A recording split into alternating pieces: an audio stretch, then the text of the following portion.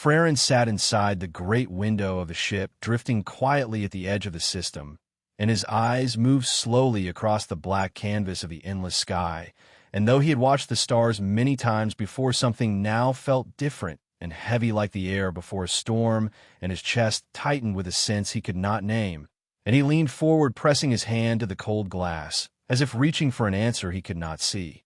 The stars burned bright in clusters and in lines, and he thought of home of Earth of the quiet nights, when he was a boy staring upward into the mystery above and hearing stories from his father, who said the stars were not only fires in the sky, but also the voices of ancient things waiting to be heard. And Frairen remembered the words, and they came back to him, now echoing in his heart, as if the silence of space was not silence at all, but a voice hidden beneath. Behind him, the soft hum of the ship gave comfort, yet also warning, because silence in deep space was never true silence, and every sound carried meaning, and every hum carried a reminder of how fragile the line between life and death was out here. And Frairen knew this truth better than most, for he had traveled further than many humans dared, and had seen worlds that burned with light and worlds that had been left empty and cold like tombs. Then it happened without warning, and without reason the stars began to vanish one by one, not blinking, not falling, but simply fading from existence like chalk wiped from a board. And Frairen felt his breath catch in his throat, and his body froze as the sky turned darker and darker, until only a handful of stars remained like lonely candles in a sea of black. Frairen whispered, though no one was near, "I see it." And his voice shook, though he had spoken with courage before in battle, and in council halls, and in the company of leaders and warriors. And yet this moment broke through his strength, because he knew the stars were not simply gone, they had been taken or hidden, or perhaps they had turned themselves away. From the far side of the chamber, a door slid open, and Rimiki stepped through, her long form moving with grace, and her alien eyes reflecting a deep silver light that made her seem like a creature born from the night sky itself. And she looked first at Frairen, and then at the window, and her gaze sharpened, as if she too felt the weight that pressed down upon them. Frairen turned toward her, and spoke in a voice that trembled, though he tried to hold steady. "Rimiki, do you see it? Do you see the stars? They are gone." And his hand shook as he pointed at the black horizon. Rimiki paused and tilted her head, then narrowed her gaze, and said slowly, "I see the sky, I see the stars as they are." And her words cut into him like a blade, for she saw nothing unusual, no vanishing, no emptiness, only the same night he had always known. And Frairen felt the cold of fear crawl through his spine, because it was only him, only his eyes that had been chosen to see. He stepped closer to her, and his voice dropped lower. "Rimiki, it is real, they were there. And now they're gone, not one or two, but thousands, whole clusters, entire arms of the galaxy have turned to nothing, and I swear it is true." And Rimiki studied him with quiet care. She placed a hand upon his shoulder and spoke in a whisper filled with weight. "Frairen, if the cosmos has shown you what others cannot see, then it means you have been marked." And her voice carried no comfort, but warning, and Frairen pulled back his heart, racing. "What do you mean, marked by what?" And Rimiki's silver eyes glowed faintly as she answered, "By the cosmos itself." And nothing in her tone sounded like metaphor or symbol. It was truth spoken as fact. Frairen looked once more to the window, and in that moment another star blinked away into nothing, and he felt the air tighten as if space itself had drawn closer, pressing upon him. And his voice cracked as he asked, "Why me?" And Rimiki gave no reply at first. Instead, she stepped beside him and stared into the black canvas, her face calm, but her eyes tense. Then she whispered low, "Because the cosmos is not blind, it chooses who will listen, and now it has chosen you." Frairen felt his body grow heavy, as if gravity itself had grown stronger, and his thoughts tangled with fear and disbelief. Yet deep in his chest a strange spark burned, a spark of curiosity and defiance, for he was human, and humans did not turn away from mystery. They walked into it no matter how dark. Outside the ship, the last of the fading stars flickered, and the sky became a void without measure. And Frairen pressed his forehead to the glass, whispering again, "I see it." And his voice carried not only fear now, but also awe, because he understood what Rimiki had said. The cosmos had turned its gaze upon him, and through him upon humanity itself. And so the silence of the stars was not silence at all, but the first word of something vast, something waiting, something dangerous, and yet also something that might call humanity into a place it had never stood before, and Frairen's heart beat harder as he realized he could not turn away, not now, not ever. The ship floated on the edge of darkness, and Frairen stood frozen with his hand still pressed against the cold glass of the viewing chamber, while Rimiki's silver eyes never left his face, and though her expression was calm, her thoughts were moving with storms that no human could fully read, for she had lived through centuries of starborn councils, and she knew when something greater than all empires had touched the sky. Frairen's breath came uneven, and his chest rose and fell as though the weight of the void had settled inside him, and he whispered once more, "I see nothing but absence." And yet the absence speaks, and his words trembled into the silent chamber like a prayer to an unseen God. And Rimiki leaned closer and said softly, "If the cosmos has turned its gaze, then we must prepare for an answer." Before Frairen could reply, the ship shuddered with a soundless tremor that vibrated through every panel and every wire, and the lights flickered like torches caught in storm winds. And both human and alien crew across the vessel paused in sudden fear, for they had felt many kinds of turbulence before, but never one that came without motion and without force. And this tremor was not of metal or gravity, but of thought itself. Frairen gripped the edge of the console, and Rimiki steadied herself with one hand on the wall. And then in that instant the stars returned, yet not as they had been, for they burned brighter, sharper, their lines bending into shapes that eyes could not hold. And across the viewing glass letters formed, not written in any tongue, but shining in pure radiance. And yet every mind that looked upon them understood the meaning as if it was written in the core of their being. The words were simple, and they asked a question: do you wish to belong to the cosmos? And the voice was not sound nor image, but something deeper, a resonance that slipped past ear and eye and spoke straight into the soul. And Frairen gasped as the words burned across his mind, and he staggered back, clutching his chest, as though his own heart had turned into the mouth of the voice.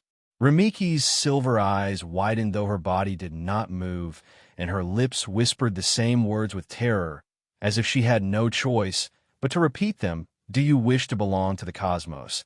And when her voice faded, the chamber fell heavy with silence once more. Frairen turned to her and said, "What does it mean?" And Rimiki answered with breath sharp and low, "It means the cosmos does not ask questions for curiosity, it asks questions for judgment, and it listens not to what you say, but to what you are." And Frairen felt the tremor in his bones as he asked, "Then why me? Why show me? Why not the councils? Why not the fleets? Why not the great scholars?" And Rimiki shook her head slowly. "Because humanity is reckless. Humanity is young. Humanity is loud in ways no other.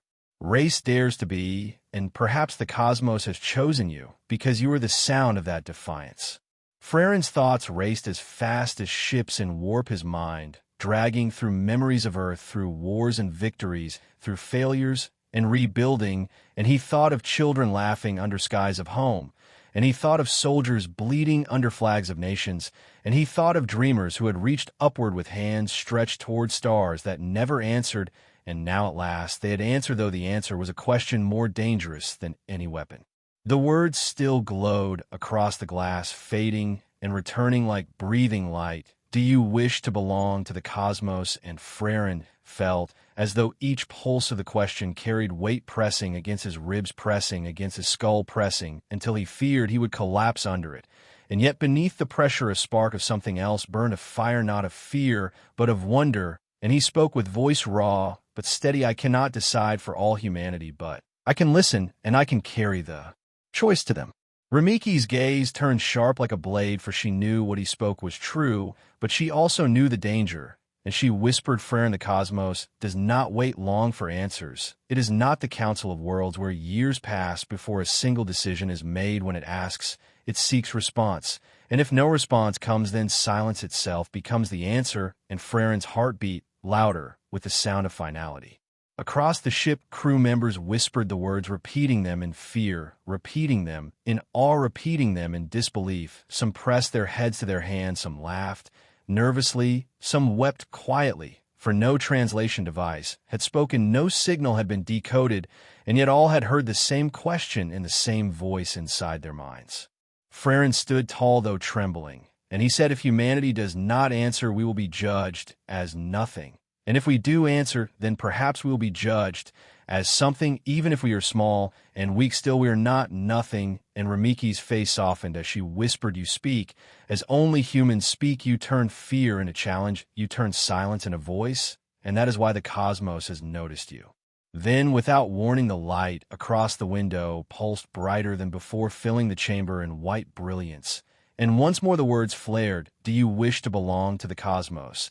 And though no one spoke aloud, Frairen felt the entire ship, the entire crew, the entire pulse of humanity behind him, standing at the edge of an answer that would shape their destiny forever. He closed his eyes and whispered into the burning light, "I will carry the question home. And when I return, the answer will not be mine alone. It will be the voice of all my people." And Rimiki placed her hand upon his shoulder with grip strong and steady and said softly, "Then you must hurry, for the cosmos waits, but not long. And its patience is measured not in years or days, but in breaths. And yours may be the last that counts before silence becomes your doom." And so the question lingered heavy in the void, a single phrase echoing through every human heart. Do you wish to belong to the cosmos? And though no final reply was given, yet the seed of answer had already begun to grow. The silence of the ship stretched heavy across every hall and every chamber as the question still echoed in the minds of all who had heard it. And though no new light burned across the viewing glass, the weight of the words, "Do you wish to belong to the cosmos?" remained carved into thought and heart alike. And Frairen walked slowly through the corridors with Rimiki beside him, while whispers of fear followed in their wake. Crew members huddled in groups, their eyes wide, their hands shaking as though the walls themselves might open to swallow them. And one young officer clutched a charm around his neck, muttering that no god had ever spoken with such power before, and another crew member pressed her hands against her ears, though there was no sound, only memory. Yet still she tried to block it out, as if her own body could shield her from the voice of the cosmos. Frairen felt the weight of their fear, and his own fear pressed down harder with every step, for he understood that terror was not limited to this vessel alone. The message had spread through every channel, across fleets and across worlds. No need for transmission, no need for code. The words had reached all minds in every place and in every language without barrier, and that truth was far more terrifying than silence. Rimiki stopped at the center of the hall, her silver eyes shining cold like moons upon dark water, and she spoke with voice calm, yet edged with warning. "You must see what is happening across the stars, Frairen." And she raised her hand, activating the wide projection table in the command center, and the chamber filled with ghostly light that revealed hundreds of signals, thousands of transmissions, and a flood of voices from the alien councils. The voices of the council races rose loud in panic, one declaring that fleets must be hidden deep inside protected systems, another shouting that gates must be sealed to prevent intrusion, another demanding that silence must be kept, for to answer was to invite destruction, and still others prayed to gods ancient and silent, begging for guidance that did not come. Frairen watched as the map filled with points of light, each one a world, each one now burning with fear, and he saw how quickly civilizations that had stood for ages turned inward, closing their borders, shutting down their networks, pulling their fleets home, not for war, but for hiding, and he realized they were not preparing to fight, they were preparing to vanish into the safety of their shells like creatures curling inside their shells of bone. Rimiki spoke with a voice that cut through the noise. "They will not answer Frairen, they will hide, and they will pray that silence will protect them. But silence will not protect them.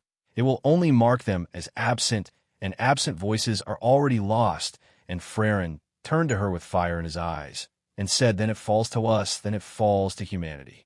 Her expression sharpened at once, and she stepped closer. "You do not understand, Frairen. Humanity is young and small. Your fleets cannot match theirs. Your worlds cannot endure what theirs have endured, yet they hide while you would step forward." And she shook her head with disbelief, or perhaps admiration, and whispered, "That is why the cosmos has chosen you, and that is why I fear for you."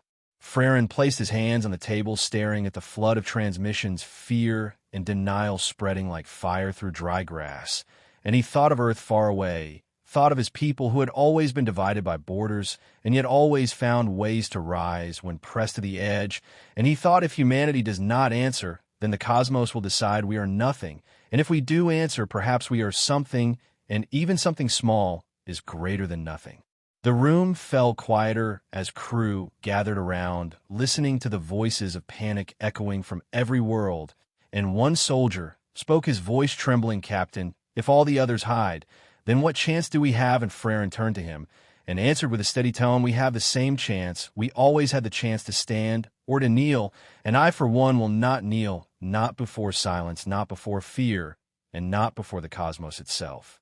The soldier stared back wide-eyed, yet his shoulders straightened as though courage had been planted within him, and the others nearby began to stand taller, though their fear did not vanish. It shifted, it turned into a fire that burned alongside it, and Rimiki watched quietly, her silver eyes unreadable, as if weighing whether this was courage or madness.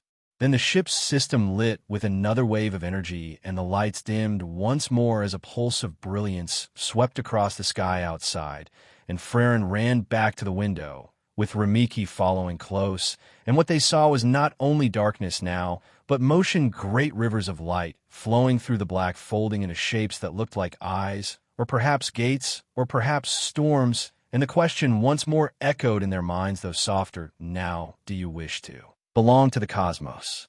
Frairen felt the question reach deeper than before, as if the cosmos itself was leaning closer, breathing against his very skin, and he clenched his fists and whispered into the glass, "We will answer, we must answer." And Rimiki whispered back low and sharp, "Then be ready for what follows, because once the cosmos hears you, there is no retreat and no silence." And Frairen nodded, though his chest shook with fear.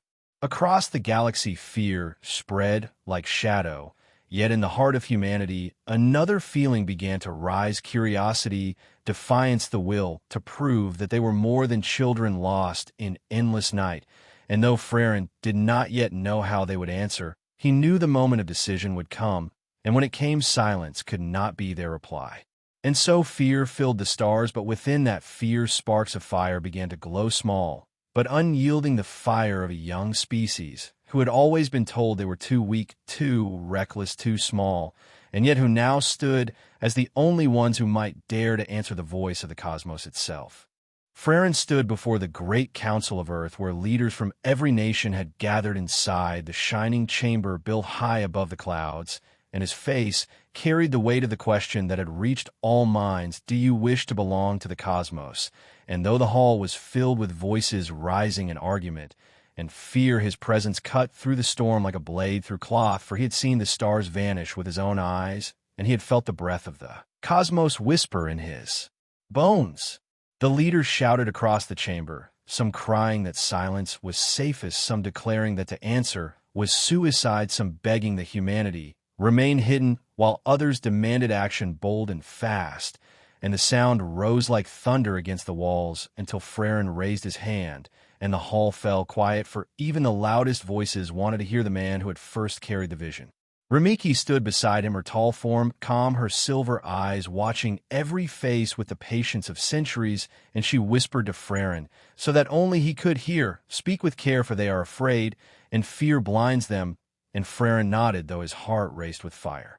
He stepped forward, and his voice rang strong: "Humanity has been asked by the cosmos itself, and we cannot remain silent, for silence will not protect us, it will erase us.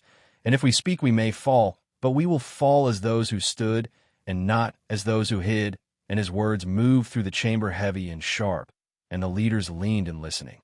One old general rose, his uniform shining with medals, and his voice shook with fury. "Why should we speak to what we cannot fight? Why should we answer a power that could burn us out of existence with one breath?" And Frairen looked at him with steady eyes. "Because we have always spoken, even when we had no power. Because our history is not silence, our history is voice, from the caves to the skies, from the wars to the peace. We built from the first fire to the first ship among the stars. We have always chosen to speak."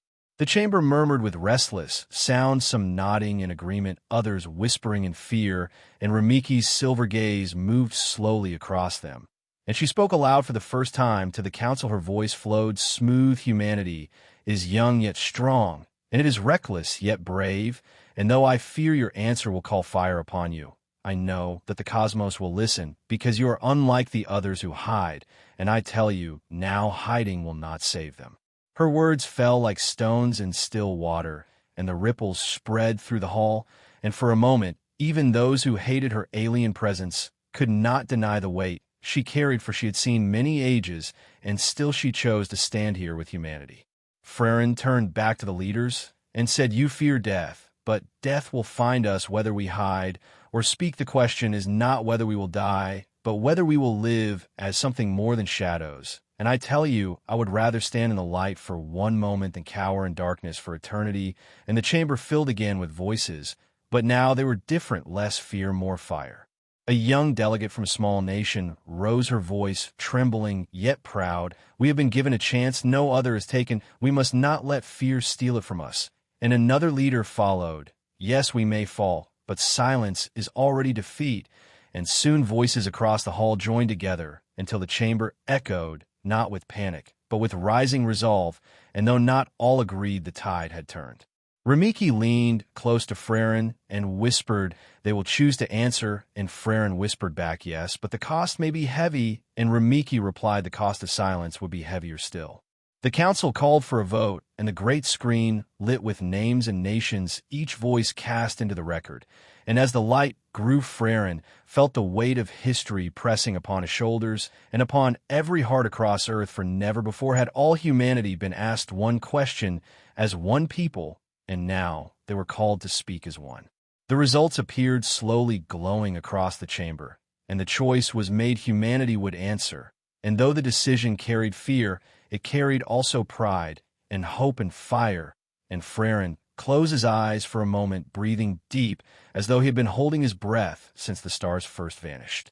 Then Rimiki stepped forward and spoke to the council. "If you are to answer, then you must choose who will speak." And all eyes turned to Frairen, for already they knew the choice, though none had spoken it. And the silence grew heavy until at last the old general, who had once shouted in anger, now lowered his head and said, "Let the one who first saw the silence of the stars be the one who answers." And the chamber agreed with thunder of voices. Frairen felt his chest burn as though his heart had turned into fire, and he bowed his head to the council and said, "I will speak, and I will carry the voice of all humanity." And Rimiki placed her hand upon his shoulder with grip strong as steel and whispered softly, "Then may the cosmos hear you."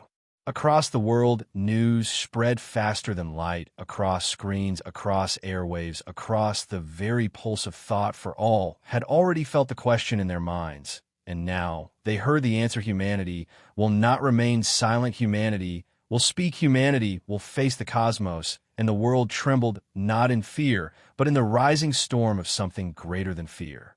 Frairen stood once more at the great window of the ship, his reflection staring back at him, eyes burning with fire, and Rimiki beside him like a shadow of silver, and both knew that the choice had been made, and that there was no return and no silence left, only the path forward into the unknown voice against the infinite voice against the void.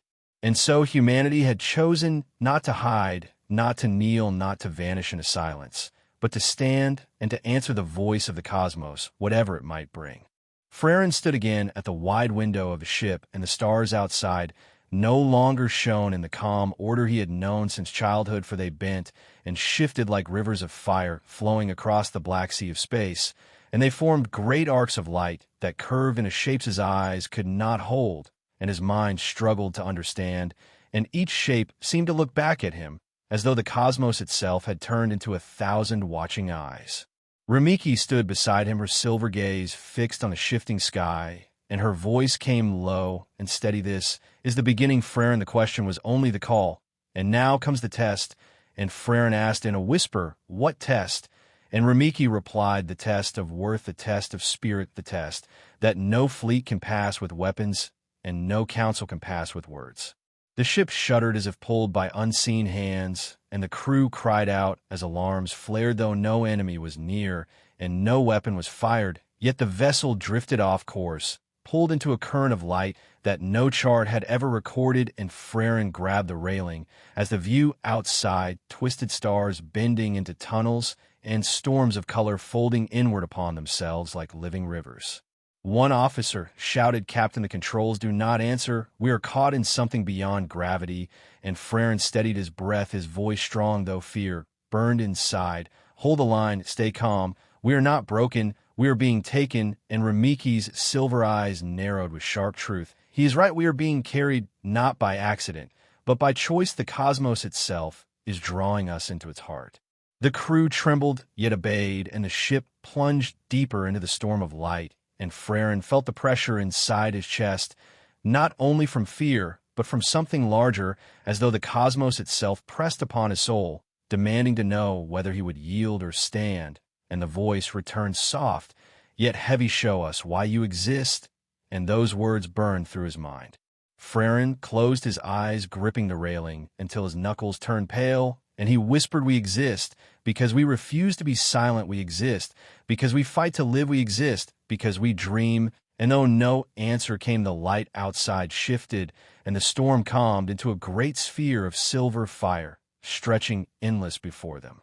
The ship entered the sphere, and the crew gasped as they saw visions floating in the silver air, visions of worlds, burning visions of species, hiding visions of empires rising and falling, and at the center of it all stood shapes like giants made of light, their faces ever-changing, one moment human, one moment alien, one moment unknown, and their voices joined as one. "Show us humanity. Show us why you matter among the stars." Frairen felt his knees weaken, yet he stood tall and said aloud, though his voice shook, "You ask why we matter. I will show you." And he turned to his crew, every face pale, every hand shaking, and he shouted with fire in his chest, "Stand with me, not as soldiers, not as servants, but as humans who have faced storms before and who will face storms again." And slowly the crew stood taller, though fear did not leave their eyes. Rimiki stepped forward, her silver gaze never leaving the giants of light, and she whispered to Frairen, "They are watching not your weapons, not your strength, but your heart. Show them unity, show them fire." And Frairen nodded, breathing hard, then lifted his hand, pressing it to the glass once more, and spoke into the vastness. "We are small, yet we endure. We are young, yet we dream. We fall, yet we rise, and we rise again and again, and that is why we matter." The giants of light shifted their faces, turning faster and brighter, as though debating among themselves, and the silver sphere pulsed with waves that shook the ship, and the crew fell to their knees, holding on, as the chamber filled with blinding brilliance, and again the voice thundered, "Show us." In that moment Frairen felt the truth that words alone were not enough, and he looked to Rimiki and said, "They do not want speeches, they want to see who we are." And Rimiki answered, "Yes." "Then give them humanity itself." And Frairen turned to his crew and shouted, "Sing, sing the song of earth, any song that carries our voice." And though confusion filled them at first, slowly one began to hum, then another to sing, and soon the chamber filled with voices rough and trembling, yet rising together. The sound echoed against the silver fire and grew louder, until it seemed the whole ship was alive with song, and Frairen joined his voice, raw yet strong, and Rimiki listened with eyes wide, for though she did not know the words, she felt the power of them. And the giants of light paused, their faces slowing their debate, turning silent, as if listening. The silver fire shifted once more, and a warmth passed through the ship like sunlight after long winter, and the voice came softer, yet clear. "Humanity, you show defiance, you show unity, you show song among silence." And for the first time Frairen felt not fear, but hope. Yet the test was not ended, for the silver fire dimmed, and shadows crept across the sphere, and the giants of light faded into darkness, and the voice returned heavy, "This is only the beginning. You have shown us spark. Now you must show us flame." And Frairen's chest tightened, for he knew greater trials waited beyond. The ship trembled again, and the sphere began to crack like glass, breaking into rivers of darkness. And Rimiki whispered, "Frairen, the test continues. The cosmos is not finished with you." And Frairen raised his head, fire burning in his eyes. And he answered, "Then let it come, for humanity will not turn away." And the crew echoed his cry, their voices rising into the storm as the ship was pulled forward into the unknown once more. And so the first trial had begun, and though humanity had shown its spark, the cosmos now demanded a fire that would burn bright enough to be seen across the endless night. The ship was carried forward into the breaking sphere of silver light, and beyond it stretched a realm no chart had ever known, and Frairen felt his breath grow heavy, as if he were walking not into space, but into the very heart of creation itself, where rules bent and time itself shivered like water disturbed by stones. And Rimiki stood beside him, her silver eyes wide not with surprise, but with recognition, as though she had long feared such a place might exist. Around them stars folded inward like flowers closing for the night, and rivers of color twisted into shapes that reached like hands pulling at the vessel, and the crew gripped their stations, fighting to hold themselves steady, though no control responded, for the ship was no longer moving by engines. It was being guided by something greater than engines, something greater than gravity, and Frairen whispered, "This is the trial." The voice returned heavy as thunder, yet soft as breath. "Show us, flame, show us why you stand. When others fall, show us why you endure when others yield." And Frairen clenched his fists and shouted into the void, "We endure. Because we must, because we are human, because silence has never been our way." And the voice echoed back, "Flame is not word, flame is action," and the realm around them shifted. The ship plunged into a storm of shadow, where shapes like beasts of living night rose with wings of smoke and claws of lightning, and they circled the vessel, striking with blows that shook the hull, though no weapon fired, and no shield answer, for these were not enemies of matter, but of spirit. And Rimiki's voice rang sharp, "Frairen, this is no battle of guns, this is battle of will." The crew screamed in fear as the shadows struck again, and Frairen felt the tremor of despair rising through the chamber, and he shouted, stand together, do not yield, hold your courage, for courage is our shield." And slowly the crew rose from their crouched positions, eyes still wide with terror, yet voices rising together, shouting their defiance into the storm, and the shadows faltered for a moment, as if the fire of human spirit burned against them. Rimiki stepped forward, placing her hand against the viewing glass, her silver eyes glowing with strange light, and she whispered, "The cosmos does not want to see your strength and steel. It wants to see the fire in your hearts. Give it that fire, Frairen, give it now." And Frairen pressed his hand beside hers on the glass, and cried out into the endless storm, "We have known war, we have known hunger, we have known loss, and yet we rise again and again, and we do not bow to despair."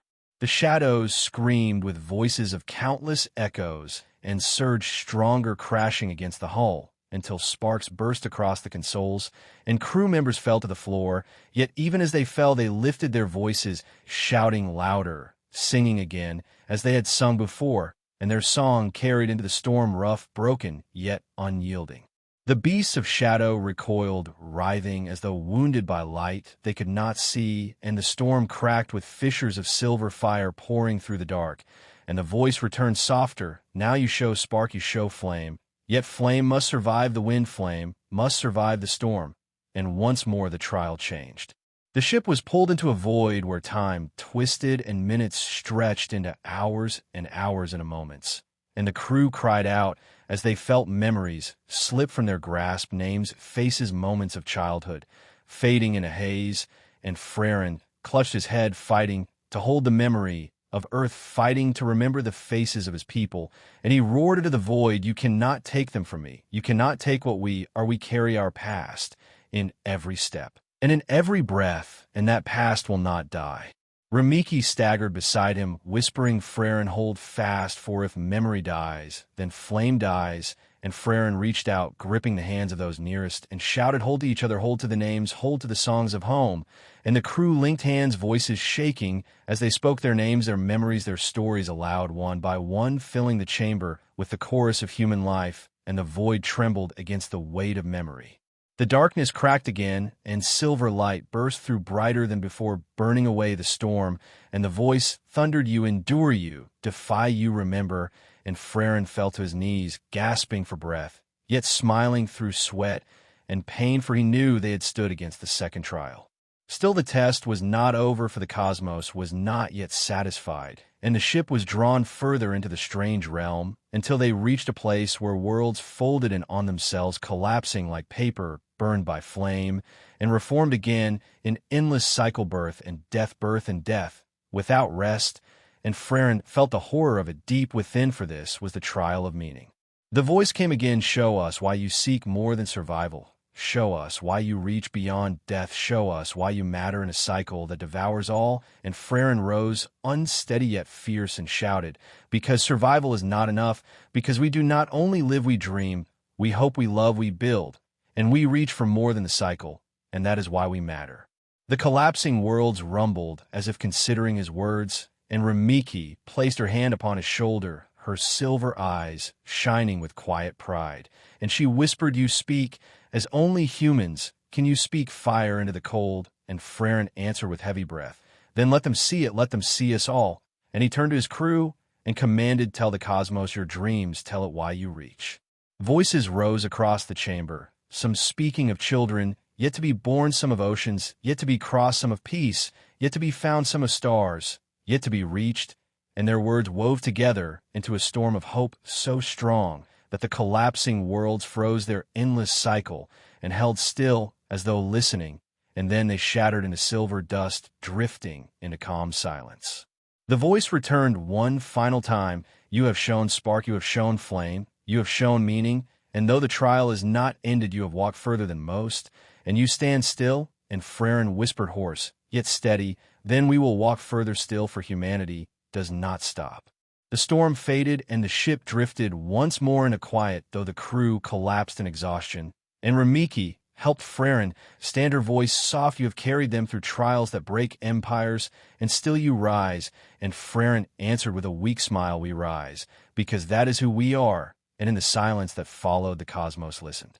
The silence after the storm stretched across the chamber, and Frairen stood at the center of the bridge, his chest heavy with the weight of every trial that had come before his eyes, searching the endless silver glow that wrapped the vessel like a sea of living light, and Rimiki remained close, her silver eyes reflecting the strange fire of the cosmos itself, and the crew whispered among themselves, asking if the trials had ended or if another storm waited unseen. Then the voice came once more, yet softer than before, like the sound of a river flowing through stone. "You have shown spark, you have shown flame, you have shown meaning, yet one final truth remains, one final answer must be given, for all you have done is shadow, without the light of choice." And Frairen lifted his head and answered, "What choice do you demand of us?"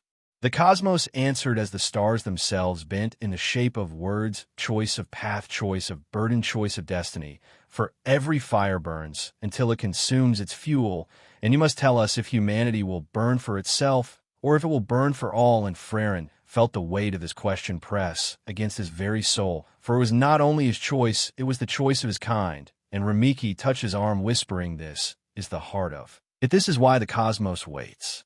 The chamber filled with silence as every crew member turned their eyes to Frairen, waiting for the answer that would decide not only their fate, but the fate of all who bore the name of human.